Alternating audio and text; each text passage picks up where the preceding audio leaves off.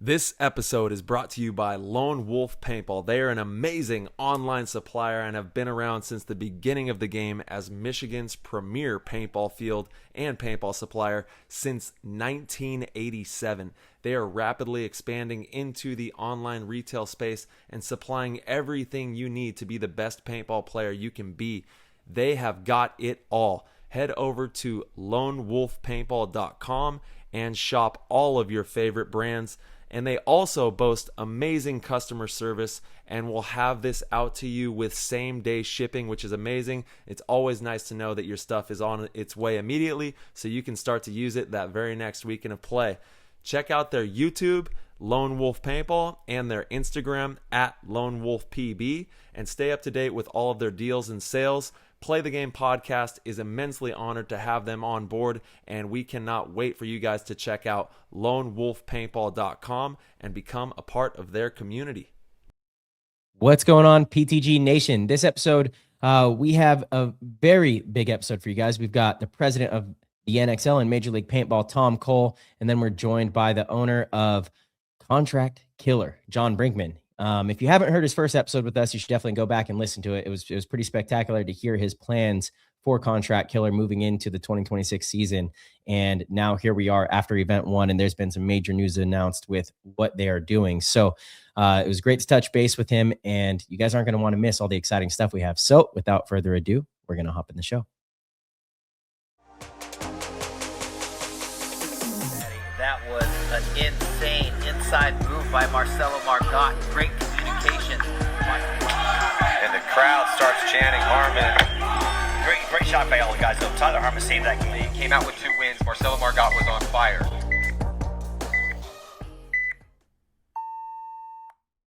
What up, everybody? We hope you're doing great out there.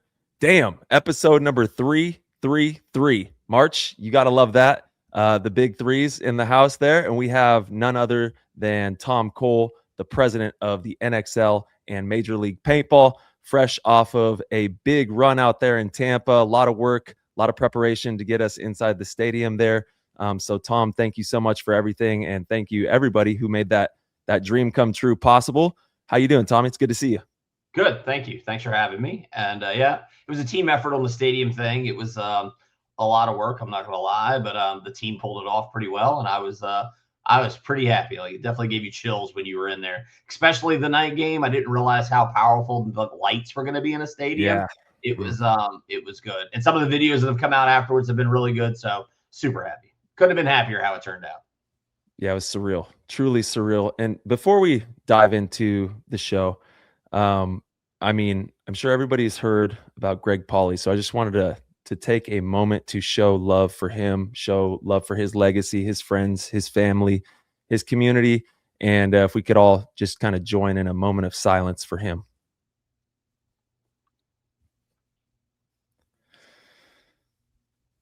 Yeah, it's definitely brutal for the whole community. And I know there's a lot of people out there hurting that he's helped so many in this paintball world.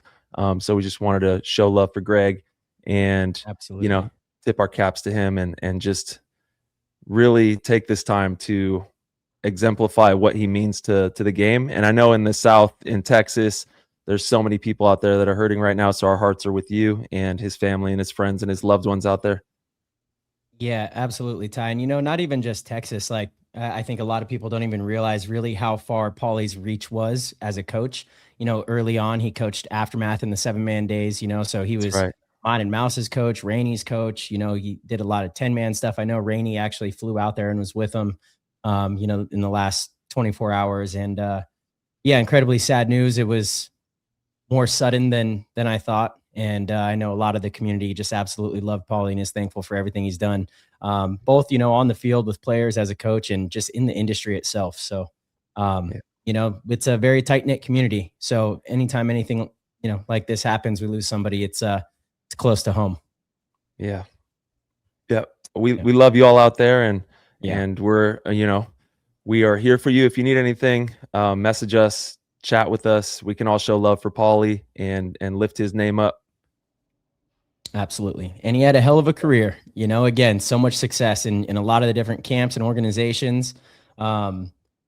he really found success everywhere. Like I think what he did with AC Dallas was incredibly special, you know. And then you look at Paintball Fit, and then the direction, you know, they went when they took over the AC Dallas name. And I think I think a lot of people listening, you know, share some pretty positive stories with Pauly.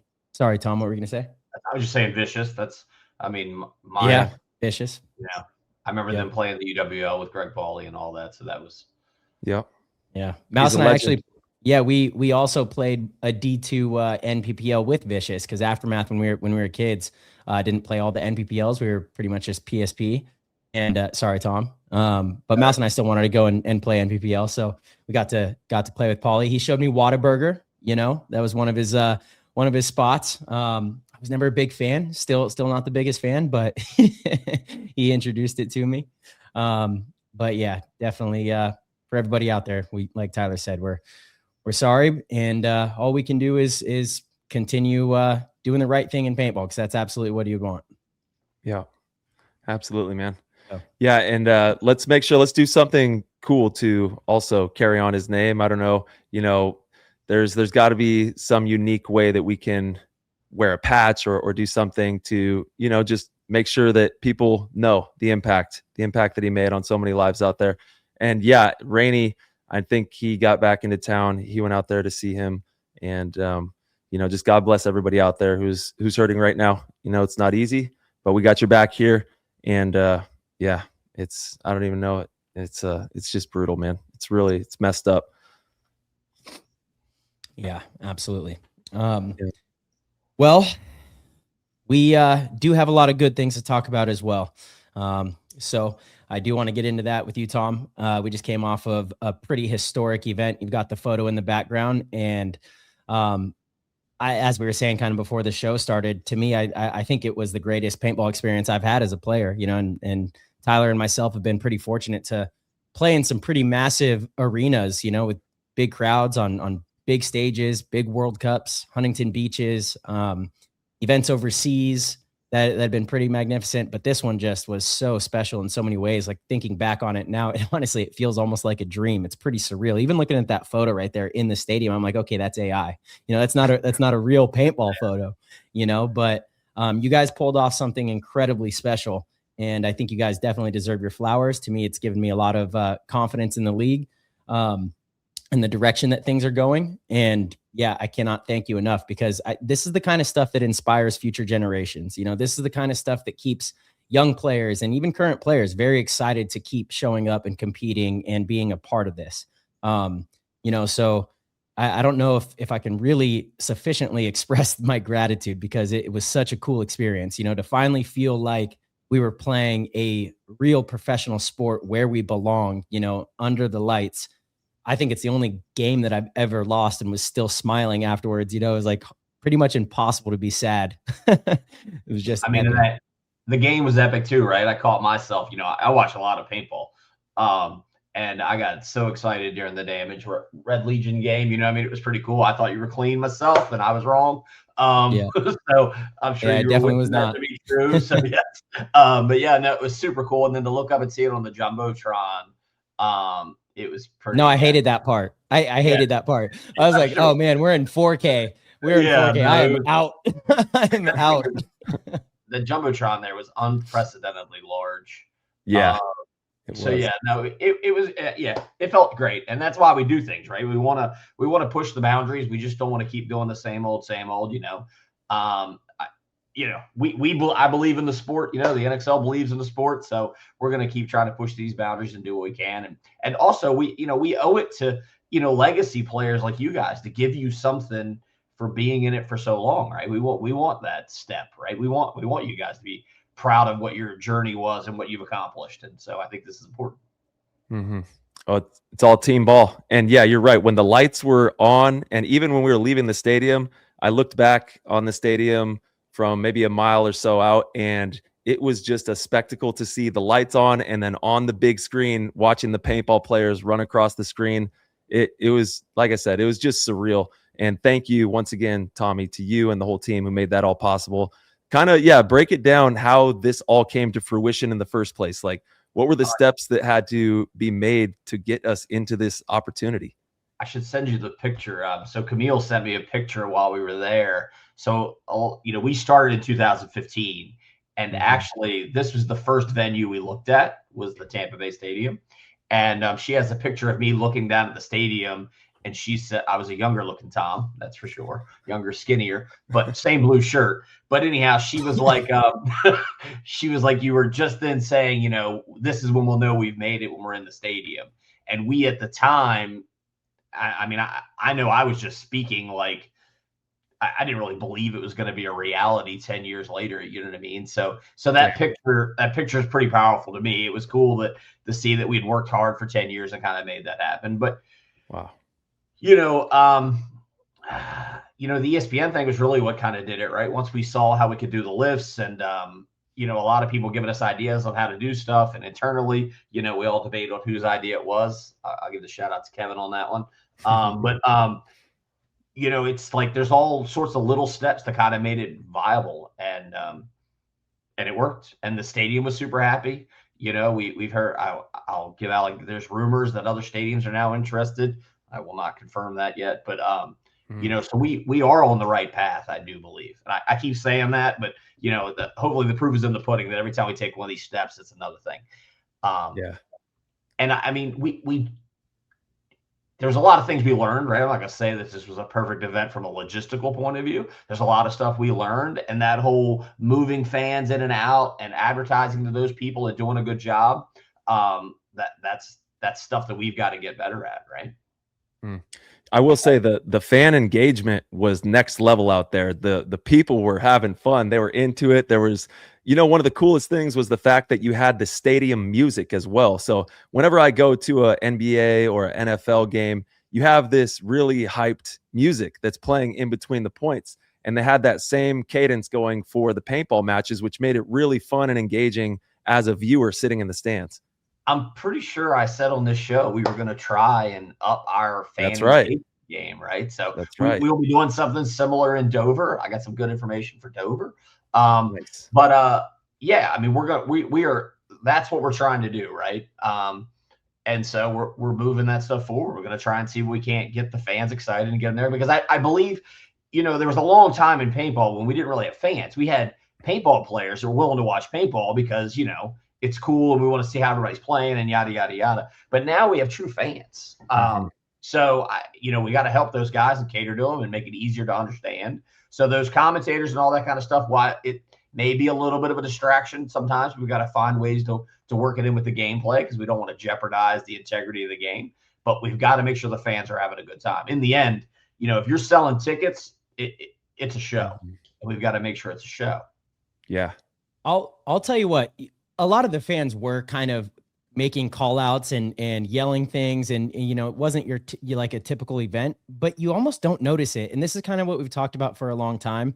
If the stands are high enough and far enough back, it kind of just sounds like background noise. So you let the fans get involved, let them be engaged. Correct. And it can be loud, and it doesn't really, it doesn't really affect the game too much. Maybe in that long one-on-one with Malloy, people had told me afterwards that they were yelling in the crowd, like when he moved or something. And I never even noticed that. And it was pretty quiet at that time, so I don't know that it will have a negative effect. And I think, it's worth it because you want the fans to do that.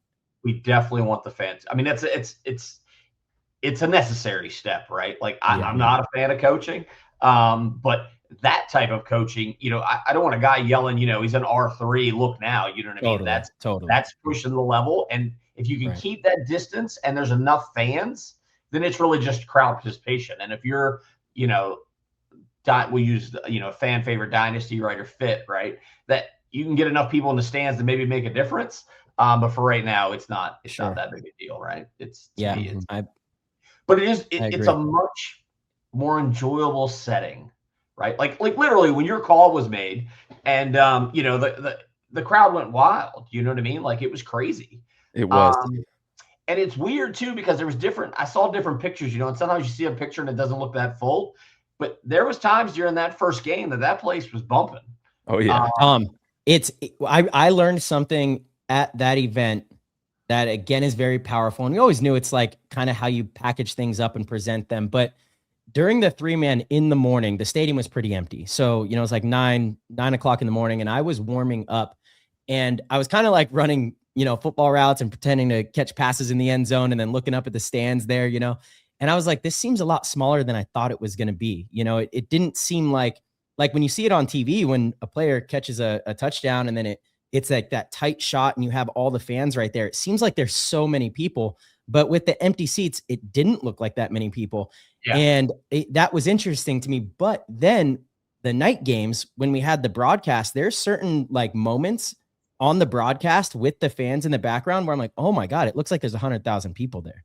Like this looks larger than life, you know? So the way you guys did it and set it up with that in mind, you absolutely knocked it out of the park. And I think that's the way we have to move forward, you know, and sure, there were some shots of the empty seats at the top. I mean, that's a 70,000 person stadium. Of course, there's going to be empty seats, but like it's how we produce this thing, you know? And it looked really cool. It just looked really cool. I still am seeing clips, you know, we talked about this as well before, like we're still seeing clips on social media. And, you know, if you go back and watch the games on Go Sports, it's just absolutely incredible. Looks epic. Yeah, no, I mean, I was super happy how everything came out. Now we got to keep upping our game, right? Now we got to do the next level better. Yeah, Tom. So I'm just going to ask you, because this has been like one of the things that frustrated me the most. I'm not going to call anybody out by name, but there's people that have been vocal saying, you know, how does this actually move the needle for paintball? And I think it's the dumbest question in all reality. To me, it makes no sense. But I would like for you to answer that, because people, their argument is, maybe the money spent to be in the stadium should have went in different directions for, you know, marketing. I would argue this was marketing. You know, it could have been spent or utilized in ways to help the pro players. Actually, their thing is, how does this grow paintball? Would you like to answer that? Sure. First, I mean, no matter what you do, right? And this has been this way through time, right? Like there's people that said computers were never going to take over the world and cell phones were going to be a stupid idea. Why would you ever have a cell phone, right? So there's always people with those opinions, right? And I try not to listen to them, because to me, my goal is to grow paintball, right? And this is that next step. And admitting anything else than that is just, we might as well just give up, right? If we're going to say that, you know, these new things that we're trying are never going to work, then, you know what I mean? Why do we show up? You know what I mean? Like that's, to me, this is why I show up for work every day, to give that next level experience and do that. And you guys talk to me enough. I get excited, right? I legitimately get excited about when we're moving stuff forward or whatever's going on, right? I'm an excitable person. And yeah, I get a little down when I talk to a bunch of people that are negative Nancy's, right? I don't like negative Nancy's. Yeah. So poor Nancy, by the way, like Nancy's probably a sweet lady. Why did she get that rap? You know? Well, N and N, right? It just rolls. Yeah. You got Happy Harry. You got to go with the two things. But you know, I had some shots there. I won't take them. But how does this move us forward? It legitimizes everything, right? It legitimizes. It's just like the Summit Awards that we did in Vegas, right? These are all steps that shows the rest of the world that we're moving forward. And I've had people in the industry reach out to me in the sports side of things and saying, good job. You know what I mean? That looked impressive, that kind of stuff, right? Those are the steps that you take to kind of move things forward. And if we're going to try and reach an outside clientele that's not a paintball clientele, you got to give them an easier access point than a parking lot or a field somewhere, right? People feel comfortable coming to a stadium. And, you know, we didn't do as good as we could have as far as getting a lot of people in there. But even though I think we had 2,500 people in there, I think was our peak, which is a lot of people, more than we've ever had at a paintball event before, to my knowledge. That's history right there. That was the most ever. We're only going to get better at that, right? We're constantly trying to get better, and we're only get better at that. But it's just, I mean, that's the shot, right? So then I'm actually going to a show in Vegas on the 20th, right? So this is going to be part of my portfolio that I'm showing people. This is up from the jump. This is, you know, a pro paintball player on the Jumbotron at the Buccaneers Stadium, right? I can put it side by side by Tom Brady, right? At a Super Bowl, right? So that graphic instantly legitimizes it, because if you're, let's just say you're Nike, right? And I'm trying to say, yeah, we're cool. We're a legitimate sport. By the way, we're going to be in a cow pasture in Akron, Ohio next weekend. I'm making that one up, but you know what I mean? Like that's in June. That's in June, but we're not in a cow field, but you know what I'm getting at. Yeah. Right? Yeah. Taking secret shots at ourselves here, but it's it is so much easier for me to explain. Exactly. Right. Yeah. And so, Yeah. so some of these steps are steps I run into roadblocks, or I can tell people like gloss over their eyes when I start talking. I'm a sales guy by heart, right? And I'm hustling it, right? And I see when I start to lose the prospect, right? And so every one of these steps gets me that door a little bit closer, right? So that's So my in belief. so in your mind, it is kind of a marketing thing. That's in order to either bring in 100%. outside sponsors or maybe get access to a streaming service or It's also something like that. proof of concept, right? So, we underplayed this. We could have played more than one field in there. We could have done a lot of stuff differently, right? We could have played the whole weekend in there. Maybe it cost $1 billion, but what we wanted to do is prove the concept, prove to ourselves and the stadium and our fans that we could pull this off. And next time there will not be the reluctance to go to the stadium or people doubting what the ground's going to be like, which was some of the complaints that people gave. It's a proof of concept, and we proved that people will come watch. 2,500 people came and watched, right? So I would expect to see more stadiums in our future. Yeah. Do you have a sorry, I was just going to say, as a player, that ground was some of the best ground I've ever played on in regards to levelness and the way that you slid across it. Obviously, having lush green grass is nice as well, but I'm from Modesto. I started in the dirt. So this is some of the nicest playing surface, and it was just perfectly flat. You know what I mean? It was like you didn't have to worry about a little divot here or anything. It was outstanding. It was soft too. Yeah, it was nice. Myself. I heard from the divers that it was nice. Soft. Yeah. But I would have been even more frightened to have this on their beautiful grass, right? Like, yeah, sure. And I've been telling people, at least the small circle of people that I talk to on a regular basis, I think dirt's our future, and I know everybody's going to hate me for that, but to me, the dirt gives us a much better ability to be in stadiums without the huge liability of destroying stuff. I mean, in the end, we've chosen a sport that has, liquid and paint flying through the air, right? Which is always going to mess up grass or turf or whatever. It's a challenge to clean. So this opens up opportunities to us that we were not looking at before. So to me, in my opinion, I think being able to lay down turf would be the most ideal thing. You're going to get a lot of pushback on the dirt thing. However, I'm with Tyler. When I started playing as well, velocity paintball, the ranch that we had when I was on the Ironman, SC Village, it was all on dirt. And as I think there is a difference, when it's the grass that is turned to dirt, it's kind of can be a little soft, but the dirt that we played on at all these our home fields, like it was fine sliding around on. We did that for I feel like 10 years and it was never a problem. Yeah, I'm talking more like baseball diamond dirt. Yeah, right. Totally. Like real dirt. I'm not talking about like the concrete like dirt. Yeah. I actually think that's a different level of dirt up there. So. Yeah, it is. And I think of SC Village, right? That rock like. I didn't think it was that bad. I really didn't. Yeah. I did not think it was that bad. That kind of dirt, I didn't think was that bad because you would get burns. You would get some forearm scrape, some knee scrape, stuff like that. But it was really slidable. What you don't want is to stick. We don't want to stick when you land. That's when it's really hard on the body and when, injuries are more likely to happen, in my opinion. Some scrapes is fine. But and let's go back to the dirt. I think it's too much, but like you take some indoor rodeo arenas or something like that. So we're fixing two things with one stone, right? Now we're indoors, so we're not as determined by weather. And we got climate control, so it broadens that thing, right? I'm trying to widen our options for venues, not narrow them down. You know what I mean? So, maybe turf is the option, but I mean, you're not talking turf at that point. You're talking about carpet, right? Because we're not going to put tire-filled turf down every time, right? That's going to be unrealistic. So, I don't. Well, what was the turf?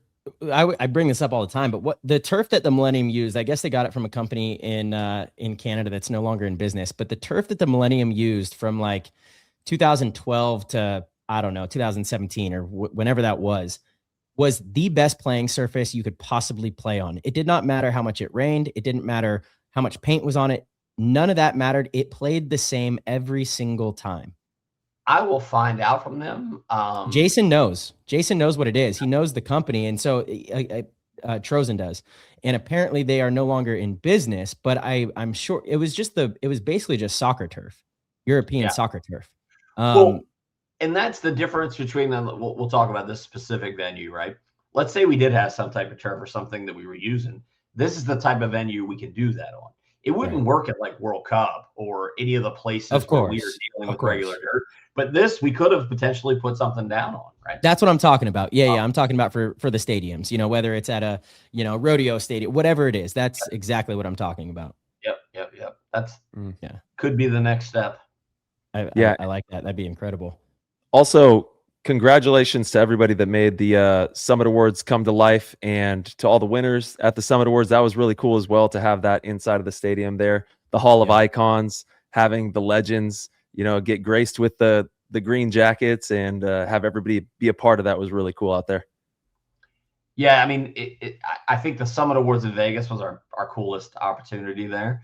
So I would like to kind of blend those two together. We just, the Summit Awards were kind of mixed in with all the other stuff we had going on. So it was a lot. We tried a lot of stuff there. And so, I think we can improve that experience as well, make that a little more epic. It is fun when you have like a standalone summit where you can like have, see everybody have a beverage. It's kind of in the evening time. But yeah, you can't say that the Vegas one wasn't just kind of timeless, having it on that, once again, the huge screen there in Vegas. It was crazy for that one. Yeah. No doubt. I'd like to get the two together somehow. Yeah. But it was really nice. The energy was good. Everybody was hyped up. The energy was great. People going and getting autographs and stuff like that. It was pretty cool. Yeah, I know. That was amazing. Seeing all the youngsters hanging over the, the banner there and being able to tag up shirts and signs and stuff. It was a really special night there. No doubt. Tom, kind of to get back on track of the question that I had asked on behalf of some of the naysayers, the negative, I'm not going to say Nancy anymore. We got to find something new. Poor Nancy. Doubting the naysayers, the doubting Thomas. I'll take my shot. The Debbie Downers. Poor Debbie. But it was a marketing tool, right? It's a marketing tool and a proof of concept. So let's just look at that. So we had 5,500 tickets go out, right? That people signed up with for free, right? Yeah. And so we tried free because we wanted to see how people would react and how that was going to go and try and prove to them that it was something worth watching. I think almost everyone that went to that show would have paid $10 for that show, right? So now, you're looking at being able to cover the cost of the stadium, maybe with tickets, right? And that is the pro sports model to some level, right? Sure. Like that's what's going on. It's the concert model, right? You have a concert, you fill the stadium. That's how we pay for this, right? So that is a concept to see if that works, right? And then maybe that next step, and I'm getting a little ahead of myself, but maybe that step is, having pro teams playing here without the tournament beside it, right? Like once we start to create true fans, that is the journey. And I'm not saying all that's going to work or that's going to be the end product, but that's stuff that we're testing to see what we're doing. Yeah. Because everybody, it's like, I think paintball is universal. I get 9 million ideas, right? And you're never going to know if they work unless you try them, right? And luckily we've been recently blessed with the ability to try some of these things. Yeah. And you're building the most tremendous catalog for media to be able to present to people as well. There's a lot of execs where you show this to them and they're going to be like, holy shit. All right. Paintball's making some moves here. And I'll bet you if you did something like this in a Texas or maybe an East Coast stadium, you're going to get a ton of people that are going to show out just to come watch. Absolutely. Yeah. And, I'm sure you guys get this, right? When you tell people you're a pro paintball, but they're like, I thought, I remember seeing that back in the day and I thought it was kind of dead. Right. So we're trying to relaunch that. Right. And try to make sure people know that we're on their mind. I was just at an event called Sports Pro, which is a conference for leagues, right? Just like ours. And by ours, I mean the NFL and NASCAR and those people. Not all of them are as small as ours. And my table's pretty big, but literally everyone at my table, which was NASCAR, Formula One, Supercross, and those are the three good ones. They had all seen us on ESPN. Right. So as soon as I said I was with Major League Paintball, they're like, oh, we saw that on ESPN, So those are the little steps, right? It's now that everybody knows you, and we went through the same process with venues. So in the beginning, I'm going to a trade show that's all about sports venues. I know no one, right? It's just me by myself walking around trying to convince people paintball's okay. And now when we go to the venues, everybody already knows about us. Everybody's talking to us about ideas they have for us to participate in our venues. And if you're not in people's minds, they're never going to think of an opportunity for you. It's just like showing up at the field and trying to make a team, right? You go out and you make a couple moves that stink and do stuff, and people are like, we might pick up Marcelo. You know what I mean? Obviously, the bigger names are easier, but you got to be in the forefront of people's minds in order for people to think about you. And I just believe that's one of our paths. And it's a small circle. That sports world is much smaller than you think it is. Mm-hmm. Yeah. That's and right. they all know each other. That is for sure. Now it's just I'm a matter sure. of getting us in the know, right? Yeah. Absolutely. And then, Tom, do you have a vision for, so all of this, in my opinion, is great for paintball. I think it's great for recognition. It's great for credibility. Do you have a vision or plan to help filter this in a way that will eventually lead to pro players getting paid? That's a good question. I saw That is the question. That's the question. Post about a union. I saw that as well. I did see that as well. Go union. I'm pro union. I tell everybody all the time. I hope we're so successful that we need to negotiate with a union at some point in time. Because the way that people get paid is through stadium rights and TV rights, and we don't have either of those right now, right? So we're currently, a time buy for TV, basically, right? We're getting better time buys, but we're a time buy for TV, and we sell very small ticket rights, and it costs us a huge amount of money to put that on. It's interesting because the stadium, our VIP and our bleachers, right, where they're not as cool as the stadium, they cost a lot of money for us to have there. Whereas a stadium, those seats are already there. So when we rented that dirt, we got the seats. Whereas when we rent the dirt across the street, we then got to build our seats. So that's the steps that we can take to kind of start getting payers played. And some of you guys are getting paid already, but we need to take that step. No doubt. Yeah. Just wondering it, like, obviously in my mind, it seems like Go Sports or whoever is filming it, that's one of the avenues, Major League Paintball Plus, that's one of the avenues that could trickle into professional players, based on how many people watch your games or whatever that ends up being. Ticket sales, concession, is that, again, down the line, a goal of the NXL? It's weird right now because we're paying customers. So it's different than other leagues, so that's the issue that we're in. And so it doesn't make sense for that to trickle down to us in some ways, I guess in a way, the best way it could in the current structure is by bigger prize packages, but that's not great, Yeah, prize package is the hardest way, right? You don't want to have to, because in a perfect world, the 20th team is getting some money as well, right? So whereas I like the prize package system. So the weird thing about the sport is, and I feel like when people talk union, they feel like the union is going to be negotiating with the NXL, right? But the union would be negotiating with the team owners, right? Yeah. So the real way for the players to get paid is that the team owners see a value in being a winning team, right? So that's the first step, right? And then part of that would then be, so we would negotiate, let's pick Alex from X Factor, right? So Alex, hopefully at some point in time, we're like, hey, Alex, we need you to be on this TV show.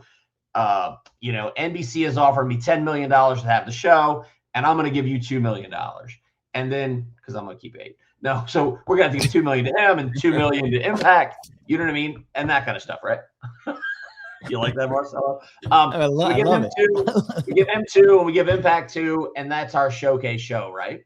And then the rest of it's going to produce it and advertise it and all that stuff, right? Because a lot of times, especially outside the rights deals, the league is also expected to advertise the TV show, because the more successful the TV show is, the better their rights renegotiated are next year, right? So he gets the $2 million, and then that's got to trickle down to the players. But until the owners of the teams have a financial gain, then the players really don't have a viable option to have a financial gain. So that's really the steps, right? We need to get these TV rights deals, because Go Sports is a mixed blessing, right? Because it enables us to put on that broadcast, and it basically breaks even, right? And that's where some of the funding comes for us to test these things, like the UFC challenges that, when we were trying to move forward with their documentaries and all that stuff. That's what's helped subsidizing that, and that's what's putting the pros on a pedestal. But it's not, you're never going to get endemic people to pay enough money to make it so you guys are making hundreds of thousands or millions of dollars a year, right? So you really need the broadcast or an OTT or some type of commercial way of generating big numbers. right? Mhm. And so, and each one of these steps, I think, gets us closer to that, right? Because, you know, obviously the ESPN thing has gotten easier every year, right? To negotiate that deal. And the show that I'm going on, that I went to, the Sports Pro, that was a TV deal show, right? Where we're talking with TV people. So we're the rights holder, and we're trying to sell the rights to some type of TV person. But in those steps, we've got to show to them that we have an audience that's going to come with us. Mm-hmm. Right? Because they can, on their own, they can make up a show, right? They can do, you know, the Beast Games, right? They can make up the Beast Games, and then they create all their own audience. The value to that a league brings is that we bring our own audience, our own fans.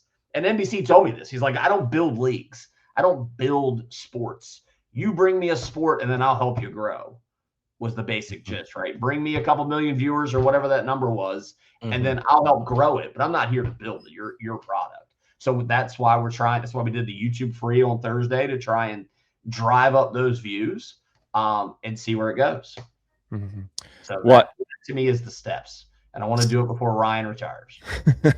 There we go. And sports as a commodity is one of the hottest things that everyone's looking for. You know, all these networks, they want sports. The, you know, traditional TV, streaming platforms, they all want sports. And this is, and even us, we have an internal debate on our own side, right? Like everybody's like, you know, it looks way better post-produced. And I do agree, you can make an epic post-produced show. Yeah. The problem is everyone wants live sports.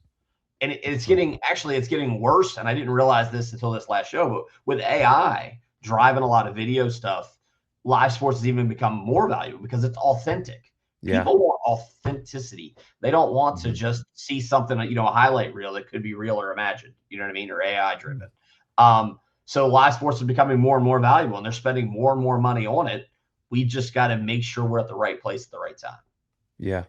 And correct me if I'm wrong, but the NBA, NFL, NHL, do they own all the teams that are played inside of their league? Is that how it works, right?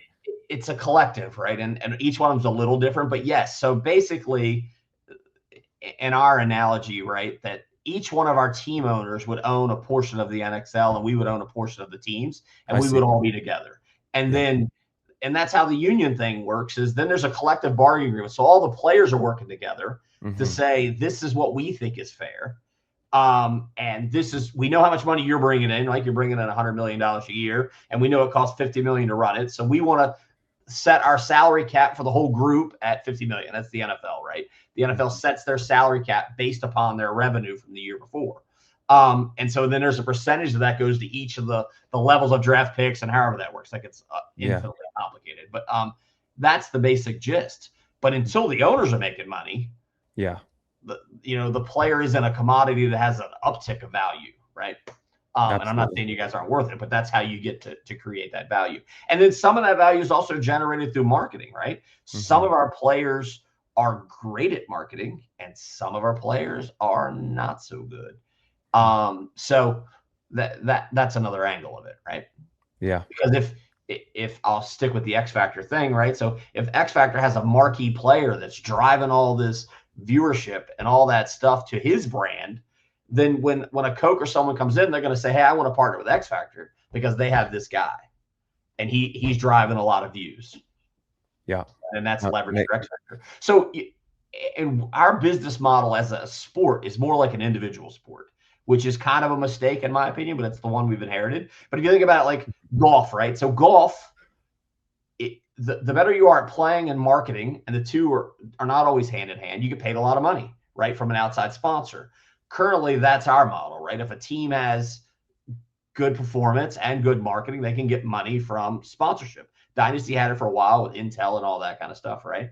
Yeah. As the numbers have gotten easier to digest, it's gotten harder to kind of do that because so many people have big numbers.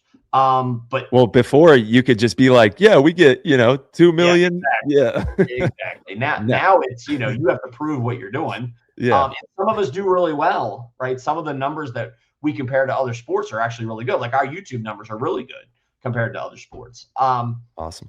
So yeah, so there's a couple different ways, but yes, a lot of it's going to take some changes. And we also got to change our philosophies, right? We got to decide what we want to be. So it's like this schedule thing. Let's go through the schedule thing. I just give you an example, an anecdotal example. So is there any professional sport that's a team sport that's run like a tournament? Team sport that's run like a tournament. And not a season? Maybe, I don't know, darts? Is that teams? They got teams? Oh, that a goddamn major sport. No, not a major sport, but hey, you know, darts. Football's a season, right? Okay. Basketball's a season.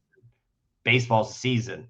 Hockey's a season. Soccer's a season. So you got 5, the major sports of the world, financially biggest sports, and the most viewership, all has a season. Yeah. You put your season in paintball, and people look at you like you've lost your mind. I want to win every time, right? And so, and my analogy was, so I'm at this conference, right, on the Friday before we fly down to go to the Tampa thing, and I'm in a room full of other sports, and we literally the only one in that room doing it our way. Mm-hmm. And my thought, I texted Kevin and I said, I find it hard to believe we're the ones that got it right. You know what I mean? Like we're so innovative, we're ahead of everybody else. The NFL is going to catch up to paintball at some point. So, you know, we got to be what, you know, you got to decide what we want to be. And I'm not necessarily giving you the answer to that, but the teams and the owners and the players got to decide what they want to be. And then we got to move down that route. And I've been pretty clear that I felt like we needed to push towards TV and making that as a goal of ours at the NXL level. And now said we're going to push that fan experience because I believe those two go hand in hand. And that's my push, right? But at some point in time, we might have to change some of our core structures to fit in with that model, or don't, and stay where we're at. You know, that's up for the future to decide and the people that are playing it and whatever. But I do believe at some point in time, we got to take a hard look at ourselves and say, what do we want to be? And then we got to be that person, right? Yeah. You would certainly capture people's attention for a longer period of time. I mean, as it stands right now, you basically only have people for 5 weekends a year. You know, paintball fans only get to tune in for 5 weekends a year. And don't get me wrong, they'll be, you know, the diehards are glued to the, you know, to the screen from Friday morning to Sunday afternoon, but it's, you know, it's 5 weekends a year. That's it. And maybe another counter, I can argue against myself here. Maybe the counter, one of the reasons we are appealing to our current customer base and the people that love paintball is because we're not traditional, right? A non-traditional sport, we're appealing to those people. Correct. Correct. And so maybe that is our recipe. Maybe we need to avoid the other big sports to kind of be unique. But once again, I find it hard to believe all those other guys are batting the wrong way. You know what I mean? I think you can kind of marry it all together and have it to be where you have the league, which is super strong, and we need that to nurture the talent and to have a funnel into this top tier level paintball that we have and that we're so blessed to have. And in my opinion, one of the strongest classes in the history of our sport. So, you know, thank you to everybody out there who works their ass off to make this game as special and captivating as it is right now to watch, because it really truly is. So I think that you can have that funnel, have the tournaments, and then maybe down the line you do have a season where they funnel through that and we can watch the talent grow, and then it's kind of like a farm system for the pro season that would be there as well, you know, and kind of have all of it together, married together. Yeah. And that's, you know, these are things that, you know, as we get to those bridges, we'll cross them, but we're still in such formative times for our sport, and everybody's doing the best that we possibly can and working to make this sport grow in every way that we know possible. And I think that we need it all in the media side as well, Tom. You know, you got to have the TV, you got to have the strong YouTube, you got to have the strong socials. We need the IRL streamers to pop up and be out there streaming the event on the boots on the ground. Like, you know, the streamers are huge right now. So, and HK, shout out to them for putting on a stream at literally just about every paintball tournament, major event across the country and the world right now. But we need all of it to have a really strong ecosystem in this.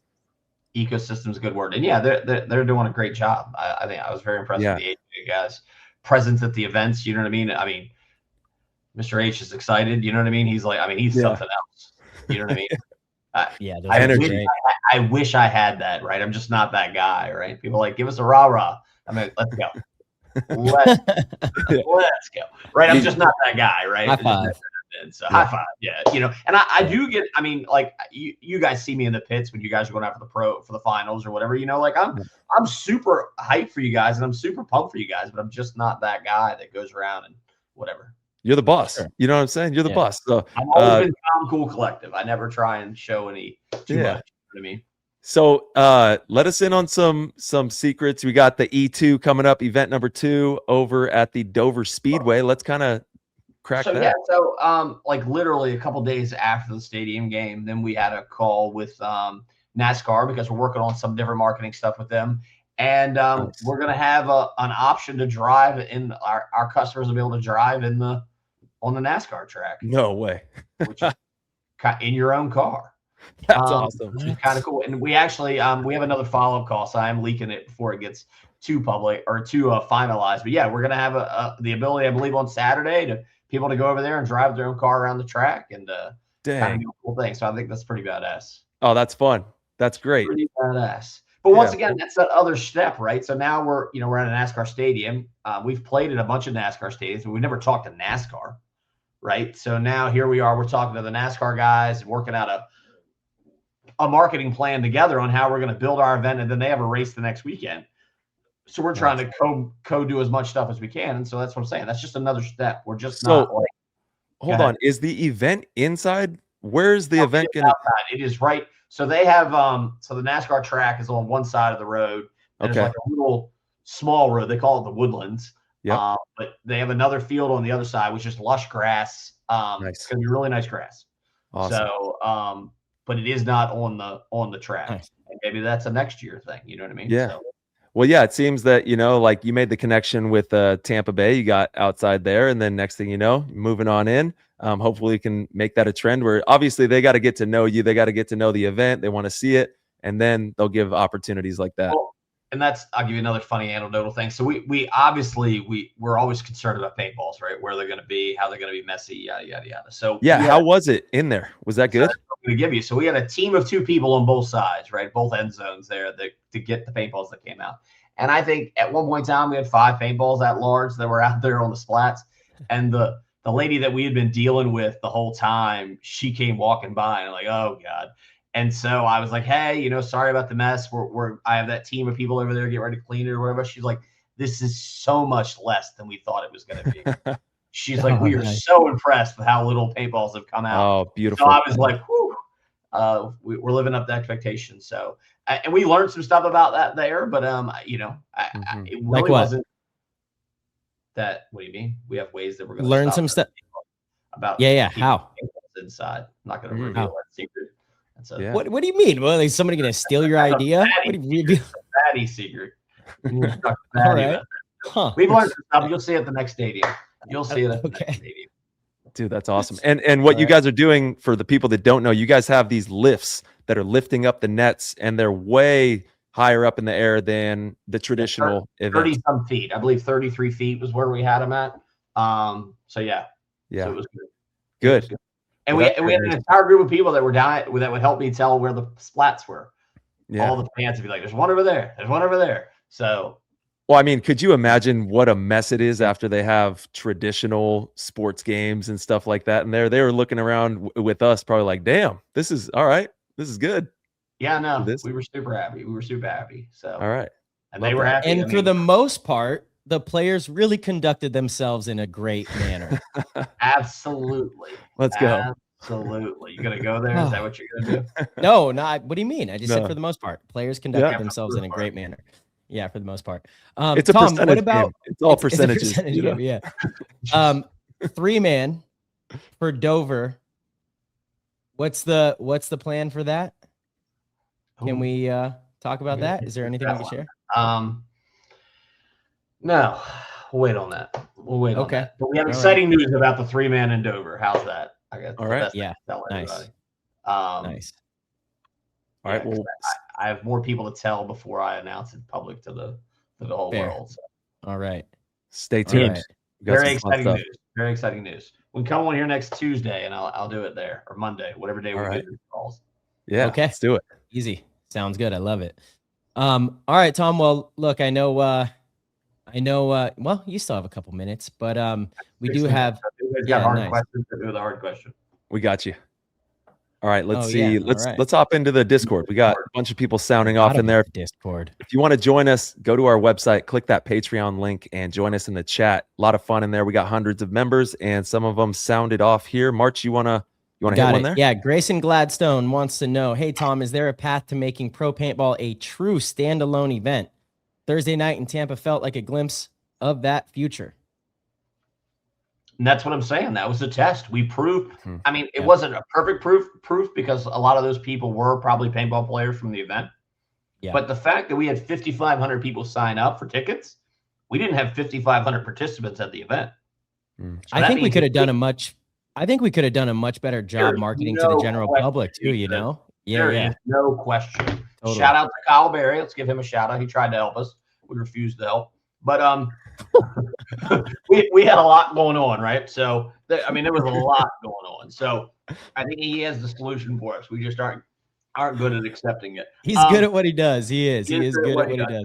So there's a lot that we can do that's better, right? And that's the skill set we're trying to learn, and that's the show that I'm going to on the 20th is a show about fan engagement and how to get those ticket sales up and all that kind of stuff. So that is the path to go forward. We just have to prove it, right? And like I said, I'm feeling more and more confident about this every day. So yeah. But once again, let's go back to that model, right? So could you imagine flying somewhere and just playing one opponent for an hour, which is, let's use the NFL NBA model, right? So imagine it was Impact versus Fit. You two aren't on those teams. So Impact, oh yeah, you are, Tyler, sorry. Impact versus Fit, you got to play for an hour in the stadium. The fans come out to watch. And that's your whole match, right? That's currently not what we do, and that might be the fan model, right? Mm-hmm. So it's just stuff we got to think of. We got to think outside the box, and I think we could do both. I think we could do both. I think we could have the NXL with the major pro events, and then we can probably have like a separate league where we go to stadiums and do this kind of stuff, or these exhibition, maybe not exhibition, but something that's part of a separate season. There's a lot of flexibility with this.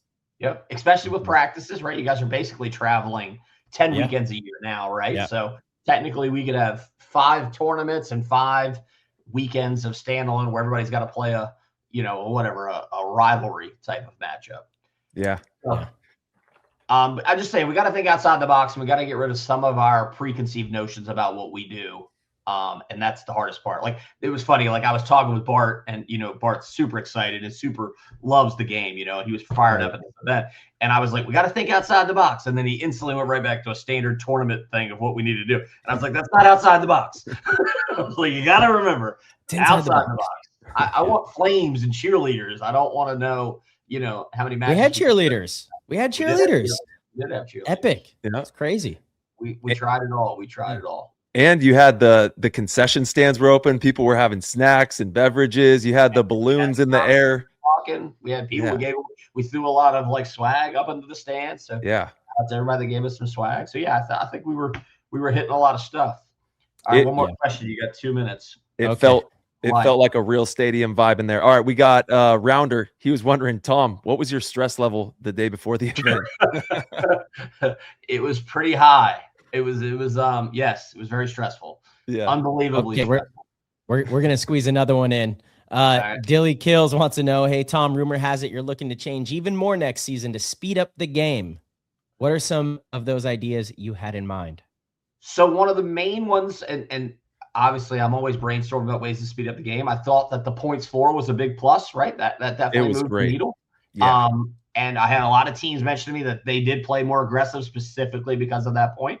And, we have to incentivize teams to want to make those moves. We got to make it worth it to make those moves. Mm-hmm. And one of the things we were looking hard into is the running clock thing and how to make that work without sacrificing the smaller rosters, right? I don't want to make it so that people have to have a deep roster. I believe that was the mistake that traditional X-Ball made, the original 2004 X-Ball. I like our team dynamic now. So we're going to have to find a way either to have timeouts or a bigger time between points. And then that's where the fan engagement comes in, because we've got to keep the fans hyped when you guys aren't out there playing, whether either describing what your tactics and strategies are and why you guys made those decisions, or throwing free stuff into the stands. Those are my two options. Tom, I'm so sorry. We have to ask one more. I didn't realize this one has 10 votes. I think that's a record in PTG. I have to ask it. Thank you all from the bottom of our hearts for the tremendous support with the PTG show. If you are enjoying these episodes and want to help with the progress and development of this program and connect with like-minded, hungry paintball players, then head on over to ptgpodcast.com, click the orange Patreon link, and become a member of the PTG World Discord chat room. And now back to the show. I have to ask it. Yeah. Can you spare 2 minutes? Give us a quick response. Yep. All right, Mark Paris, he wants to know, Tom, congratulations on an incredibly successful event. Can you speak a little bit about the decision to have 3 versus 3 overtime during the prelim matches and why Sunday is still 5 versus 5? Changing the game format to 3v3 feels inappropriate with such high stakes on the line. If time is the concern, why not just go straight to one-on-ones? Great question, Mark. Hated the 3-on-3s in overtime. Thought it was really dumb. So, what do you think, Tom? I thought it was really dumb. Way to load that right in advance. Hearing the witness, right? Just want you to know, I think it was a really stupid idea. Let's give me your objection. So yes, it is a high pressure thing, and theoretically, and I'm gonna be snippy, but theoretically, you had 15 minutes of high pressure 5-on-5 to decide that factor, and you couldn't do it there, right? And if you don't like 3v3, don't allow it to go to that, right? Bam. You know what I mean? Like I do think you rob people of like you had 15 minutes to prove that you're the better team than them. Yeah. And if you didn't get it done in that amount of time, but it's a fair question. What's the reason though? Because if you want to make it, make it more exciting, overtime should be so we did discuss going to 5v5, then 3v3, and then 1v1, right? That was one of the options, and no one seemed to like that option. And we may have rushed that decision a little bit. We had a lot going on during that time frame, and in retrospect, we should have probably digested that a little more. So I will admit that was probably a rushed decision. But I did have a lot of people, like, after a team call texting me, that's what they thought the best option was. So we could have probably tested that a little better, but I wasn't disappointed in it. And I like I mean, from a player point of view, I don't know if anybody likes one-on-ones, but from a fan engagement point, people love the one-on-ones, right? Mm-hmm. So but good question. All 10 people chiming in. Yep. But yeah, tell your teams to not end it there. End it in that. These are fans. Their teams aren't going there. These are people that are paying to watch the sport, So yeah. Tom, I know you got to go. Yeah. Yep, I got to go. But I would love to make the matches a little bit longer so that there wasn't that struggle, right? Well, hey, you know what I mean? Yeah. And Tom, we know you got a lot going on, brother. We thank you so much for your time, and we look forward to seeing you soon. A few weeks out there in Dover. Yep. Appreciate you guys. Yeah. Thank you. All right, bud. Tom, thank you for everything. Absolutely crushed it. See you soon. Yes, sir. Guys. Bye. Peace. Bye. Later, bro. All right. Awesome. Tommy, got some details there. Man. Absolutely. Yeah. Not only is he just one of the best to do the job that he does, but what they did, and it's not just Tom, he's got a great team. Kevin did great. Camille did great. I mean, they absolutely knocked that event out of the park. I just feel very fortunate that I was able to participate in that as a professional player. And, for anyone that's coming up through the ranks right now, if there's more of this on the horizon, I hope you get to experience it too, because it was really special, really incredible. Yes. Thank you, MLPB, NXL, crushing it as always. Yeah. And then we do have some breaking news as well before we bring the guest in. Jesse Stevens, I'm sure some people have heard, parted ways with Aftershock, and we might see him end up maybe on the Ironman. I don't know. We're waiting to see where he lands. And then CJ Cancer from Damage, he's going to be playing for the Ironman. You got some details on that? I think that he probably just a lot on the roster and wanted to get some more play time. Is that what was going on? Yeah, that's what he said to us. And, he knew that coming into this year and was up for the challenge of trying to earn play time. But I think he had some life changes at home and is going to have a little less time to dedicate towards paintball, and really it doesn't know how much longer he's going to even be playing. I think he has a pretty good business opportunity, and he wants play time, and so I fully support him. CJ is an amazing individual. He was, a great teammate. I think he's going to help the Ironman a lot too. And the rumors are that Jesse Stevens is also going to the Ironman, or at least considering. So the Ironman could look very different event too. That's for sure. But CJ is a great player. He really played well in practice, and he didn't get a ton of opportunities at the last event, but our team is very deep. There's a lot of bodies. It's tough to get play time on the team. And I obviously wish him the best. So Absolutely. Unfortunate to lose a player like that, but I get it. New York bolstered up too with they got Woodley, LJ They went Woodley, nuts. Yeah. Fred Berkeley, Woodley. and Trent Nita. And yeah, no doubt. They're gonna have some fun over there. Let's go, New York. 100%. They're gonna be wild to play against. That's gonna be a party. We're trying to fight everybody. All right, we got our next guest, our final guest for the final segment here. We're gonna bring him on in, Mr. Contract Killer John Brinkman himself. Yo. How's it going, brother? Hey man, it's going good, guys. Thanks for having me on. I'm fighting a little bit of sun issues coming through, so I'm gonna kind of move this over for a little bit. Oh, you're good. Okay. It's good to see you, John. We in like a movie room here? Got a movie room in that? Is this where you watch all your Go Sports and all the team film?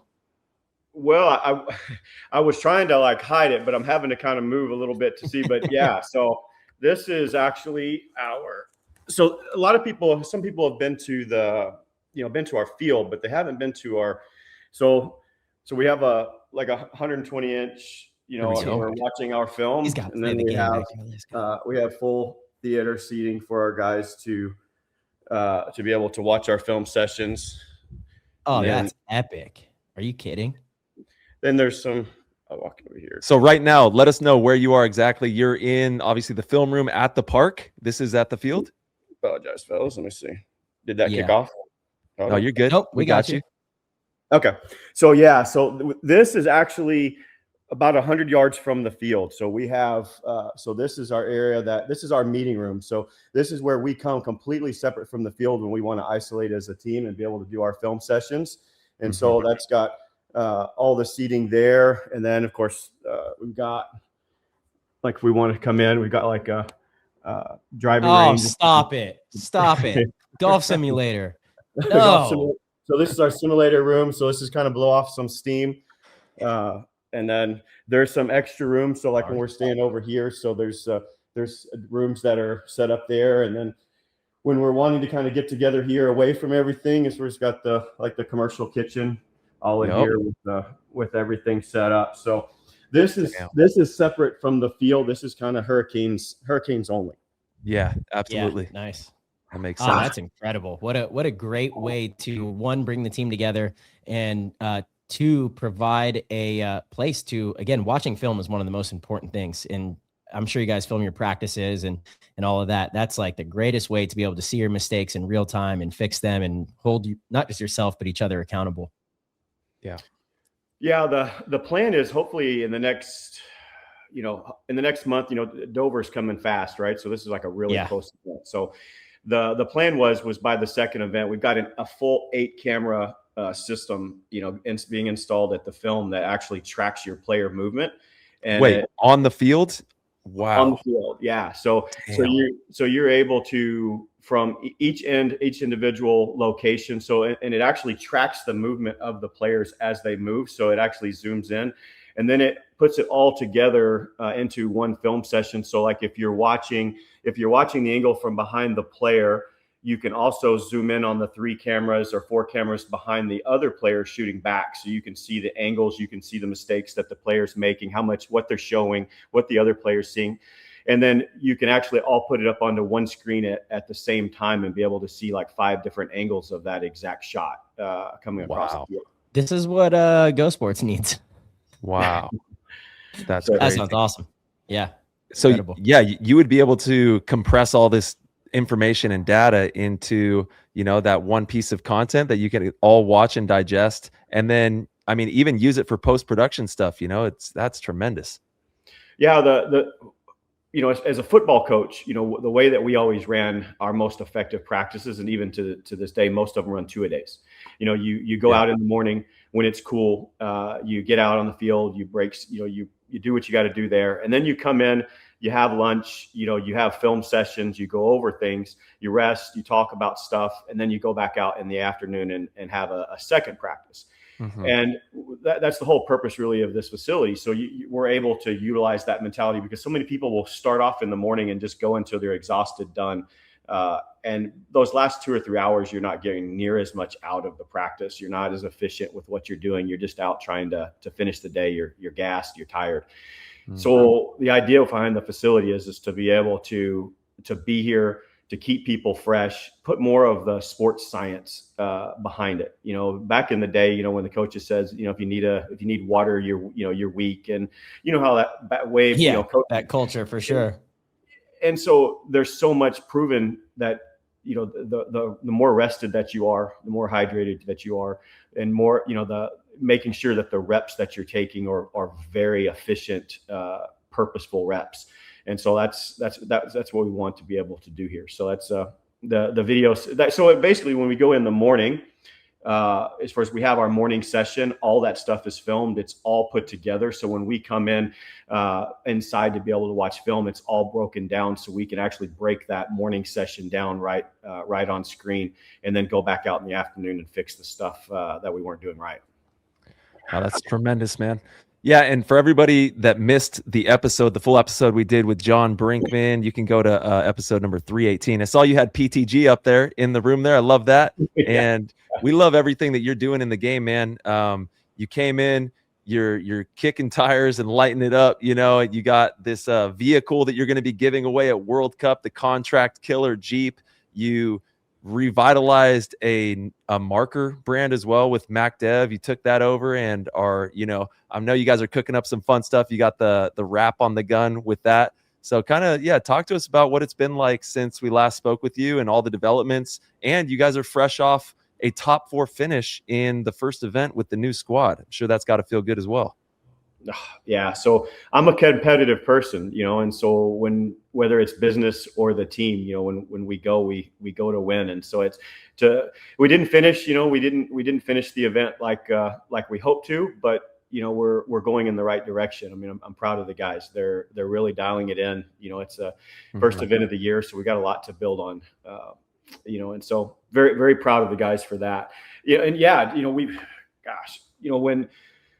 When the opportunity came up for a Contract Killer, I mean, it's as I'd mentioned before when we talked originally, it was such a brand that it spoke to me, because like when I go after and do something, I try to do it my absolute best. I mean, I just don't quit. I'm relentless. And the Contract Killers back in the day, I mean, they were artists, at their craft. They were, and I remember walking, onto the first professional event and seeing the Contract Killers, up on the board and on the side of the truck, and everybody's walking around with Contract Killer shirts and shorts, and it was just such a unique brand that stood out. And so when I had the opportunity to get it, what I wanted to do was to be able to basically take what I remember of the brand, and then be able to push and put what I feel like I'm capable of doing behind it, and make it something really big, not just in paintball, but all sports. But yeah, so I just decided if we're going to do it, we're going to do it big. And there's just no stops, we're no pulling punches. We're coming out with everything that we come out with.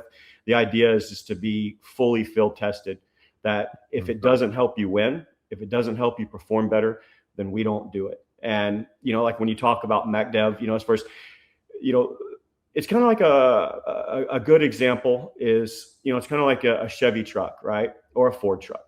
You've got a truck, you've got the motor, you've got the engine, but there's a difference between the Platinums, the Denalis, all the stuff that really make it. And when I grabbed the MacDev gun for the first time, there was a lot that I liked about it. There was a lot that I didn't. And, I said, what, this thing has the actual platform that I can take, and we can take with our engineers, and we can just be relentless about breaking down every single thing on it that is not high quality, that doesn't bring the best to the table. And we dissected it, and we've taken it apart, and now we're putting it back together with what we felt like was a very solid core, but now putting our CK quality around it. And so what we're seeing right now, we're about 95% there. Our guys are out, we're doing everything and anything you can do to break them and tear them apart. And I will tell you this, most of the people that have shot them will tell you that there's not a marker that will shoot brittle paint any better. I mean, we like the CK paint that we've come out with.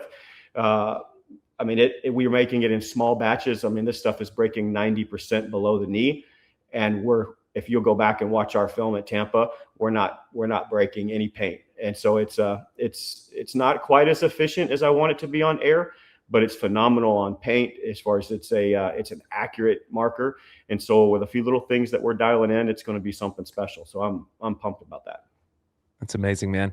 Yes, CK resonates with me as well, because when I first turned pro, I was with the Oakland Assassins, and I had Gerald Garcia, the Garcia brothers on my team, John Marquez, Josh Davey. Obviously, the whole contract killer camp was, kind of stemmed out of Bob's camp there. So it was one of my first personal sponsors as well. And I'll never forget, rocking those iconic T-shirts that you've brought back as well. So it's cool to see someone with amazing passion such as yourself revitalize this brand and multiple brands at the same time, all the while, pumping fresh new energy into the sport that we all love. And I know there's a ton of people that are hyped to see who's going to win that vehicle that you're giving away. So kind of give us the details on that. What's going on with that Jeep? It's decked out.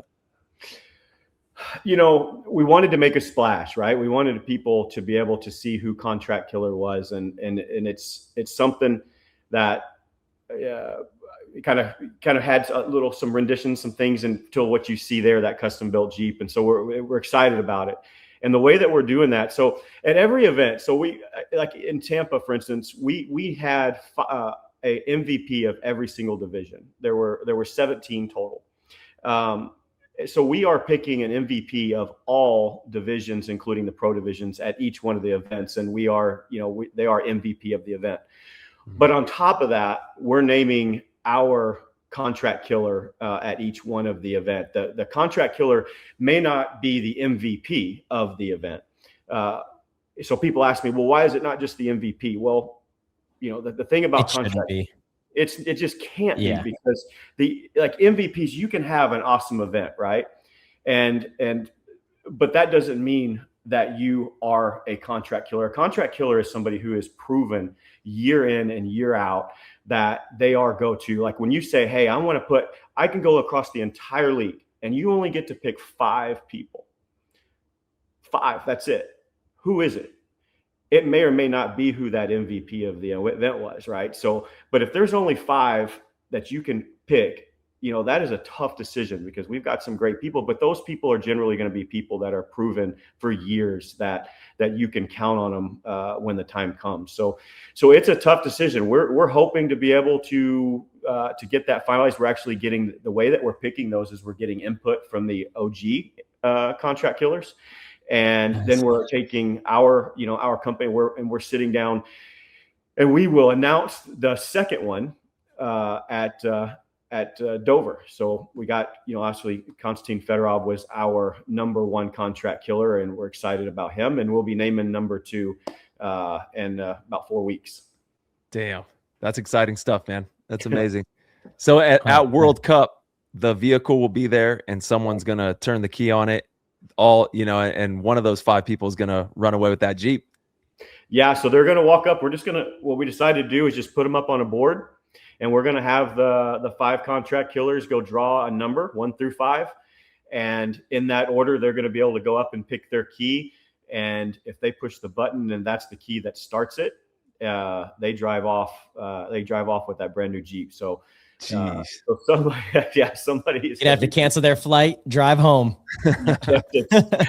Yeah. So and it's actually going to be in our booth, right? So we got a lot of stuff that we finalized with the league. So we're excited. So we, like at World Cup, when we're unleashing all of this stuff. So we are unleashing everything, at Cup. We have our brand new command center booth. This thing it's 22 feet tall. It's 60 feet wide. When you see it, it's a collage of 20 years of contract killer work at Chris's of art. And when you see this thing, it's like a canvas for contract killer through all the years put together. Inside of that, the Jeep will actually be parked inside of it because it's big enough to park inside, and it's going to be right next to the VIP section on the Pro Field. Pro Field's going to be called the Contract Killer VIP, and then the Pro Field will be the Pro Field brought to you by Contract Killer. And so we got a lot of cool stuff we're announcing, because we're trying to push a lot of money and sponsorship into the pro side. Yeah.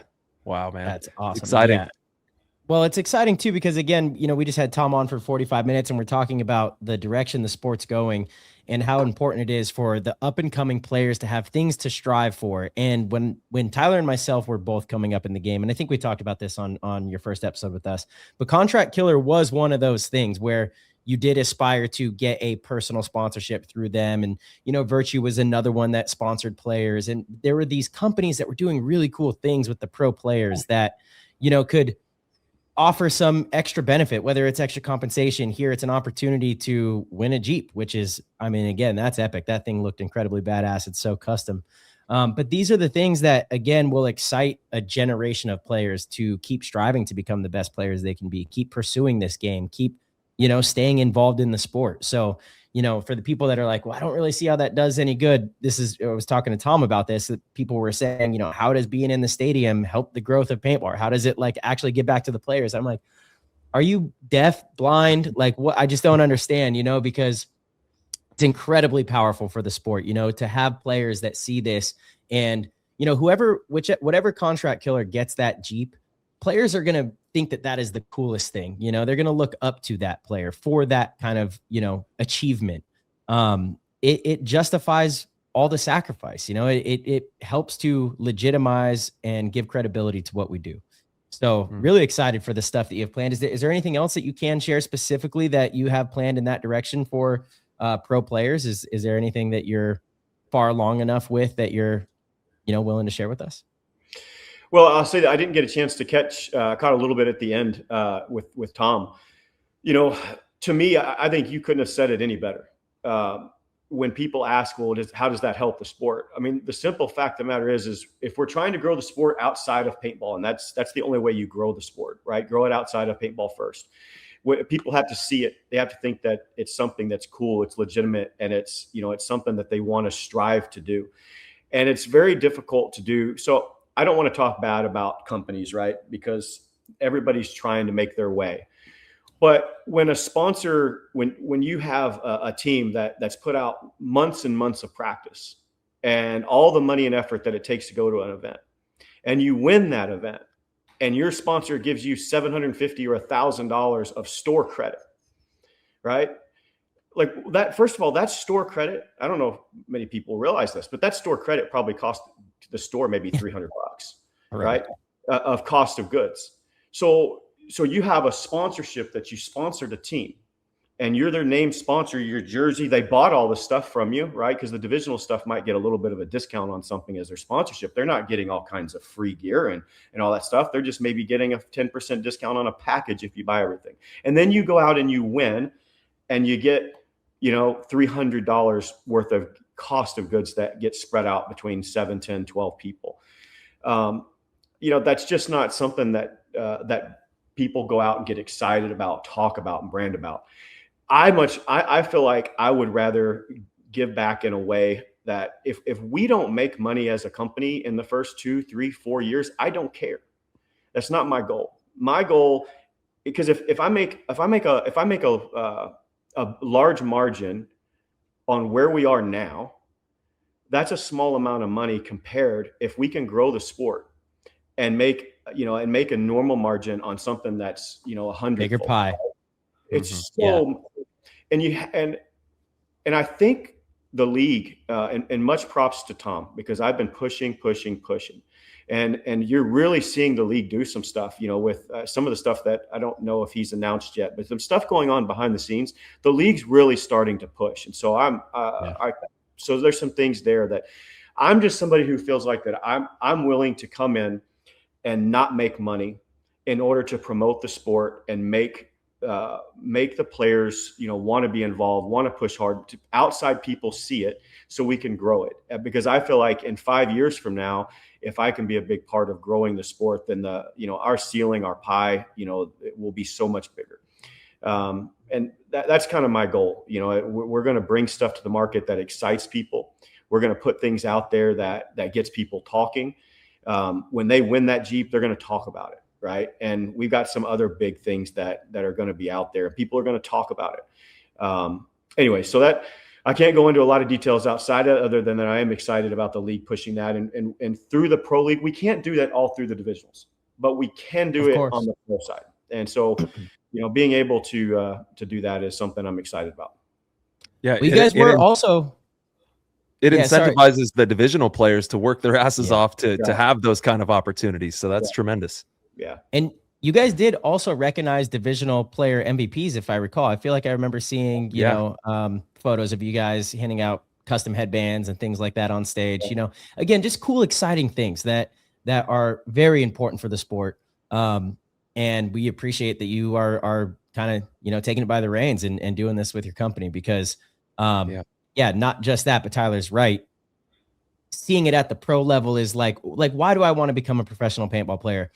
For some people, you just want the competition, but at the end of the day, you're going to need something to pay your bills. So if you're going to have a full-time job and also be competitive in paintball, you're probably not going to reach the heights that you want to in paintball. But if there's like a real, potential to be able to get into position through marketing and building your own personal brand and having these endorsement deals and sponsorships, then it's a viable thing for more and more players. And I think once that becomes more of an attainable thing, our sport will explode. I think we lose a lot of players because they realize there's not really much of it. Like I can't sacrifice and go all in on this thing. I just simply can't, because if I'm not going to be able to pay my bills. Like, even if I achieve the goals that I set out to do, it's not going to be enough to pay my bills, unless I'm in like the top 5%.